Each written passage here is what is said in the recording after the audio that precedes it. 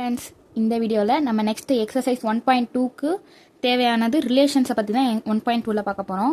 So இப்போ relation definition என்னென்னா, let A and B be any two non empty sets.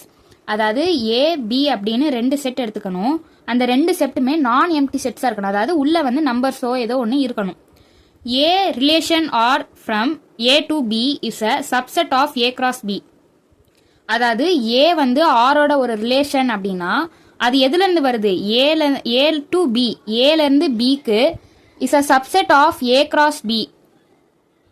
Subset of A cross B, அதாவது ஏவும் பியும் நம்ம வந்து ரிலேஷன் ஃபார்ம் பண்ணுறோம் இல்லையா, அது வந்து subset of A cross B. A cross பியோட ஒரு சப்செட்டாக இருக்கணும் அப்படின்னு சொல்கிறாங்க. Satisfying some specified conditions. இது ஏ கிராஸ் பியில் இருக்கிற சப்செட்டு ஒரு சில கண்டிஷன்ஸை வந்து சாட்டிஸ்ஃபை பண்ணணும்.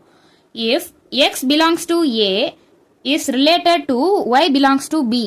இப்போ நம்ம ஒரு ஆர்டர் பேர் எழுதுறோம் அப்படின்னா, ஒரு ஆர்டர் பேர்னா நம்ம எப்படி எழுதுவோம்? இப்போ 2,3ன்னு எழுதுறோம்னு வச்சுக்கோங்க. இப்போ இந்த 2 வந்து என்னன்னு எடுத்துப்போம்? எக்ஸ்ன்னு எடுத்துப்போம். 3 வந்து ஒய்ன்னு எடுத்துப்போம். அப்போ இதில் என்ன சொல்கிறாங்க அப்படின்னா, இந்த எக்ஸுங்கிற ஒரு நம்பர் இருக்கு இல்லையா, இந்த எக்ஸுங்கிறது ஏவை பிலாங்ஸ் பண்ணி இருக்கணும்.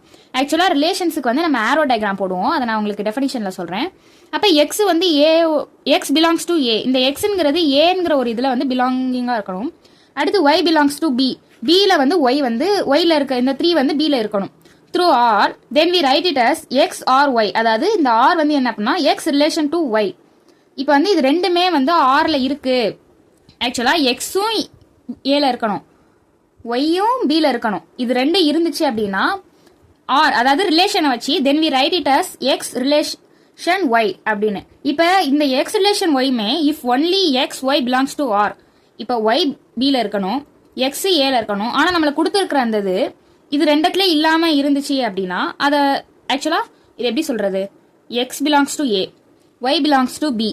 அப்போ எக்ஸ் ஒய், அப்போ இந்த ரெண்டுமே வந்து எதில் இருக்கணும்? ஆரில் இருக்கணுங்கிறாங்க. ஸோ இப்போ வந்து அதை இன்னொரு இதில் பார்க்கலாம். இப்போ ரிலேஷன்ஸை வந்து நம்ம எப்படி பார்ப்போம் அப்படின்னா, இந்த மாதிரி ஆரோ டயக்ராம்ஸ் போட்டு பார்ப்போம். அப்போ இது ஏ, இது பி. அப்போ ஏல இருக்கிறது தான் எக்ஸு, பியில் இருக்கிறது ஒய் எழுதியிருக்கோம் இல்லையா. 1,1, 2,4, 3,9, 4,16 அப்படின்னு. அப்போ இதில் வந்து டொமைன் என்னது அப்படின்னா, ஏல இருக்கிற ஃபுல்லாக டொமைன், கோடொமைன் வந்து பியில் இருக்கிறது ஃபுல்லாக கோடொமைன். இந்த ரேஞ்ச் வந்து என்ன அப்படின்னா, இந்த ஏல இருக்கிற எலமெண்ட்ஸ்க்கு பியில் ஒரு எலமெண்ட் இருக்குது பார்த்தீங்களா, இந்த ஆரோ போய் எதில் விழுதோ அது மட்டும்தான் ரேஞ்ச். இந்த மீதி இருக்கிறது ரேஞ்ச் கிடையாது. அப்போ 1ஓட ரேஞ்ச் எது? 1, 2ஓட ரேஞ்ச் 4, 3ஓட ரேஞ்ச் 9, 4ஓட ரேஞ்ச் 16. அப்போ 25க்கு வந்து கிடையாது. அப்போ இதை வந்து எப்படி எழுதணும் அப்படின்னா, இப்போ டொமைன் கேட்டிருக்காங்க. டொமைன் என்னென்னது? டொமைன் இதான டொமைன். அப்போ 1, 2, 3, 4. கோடொமைன் என்னது? 1, 4, 9, 16, 25. அதாவது கோடொமைன் கேட்டாங்கன்னா நீங்கள் கோடொமைன் ஃபுல்லாக எழுதணும். ரேஞ்ச் கேட்டால் மட்டும்தான் இந்த ஆரோ மார்க்ஸ் எதில் போய் விழுதோ அந்த நம்பரை மட்டும் எழுதணும். அப்போ 1, 4, 9, 16.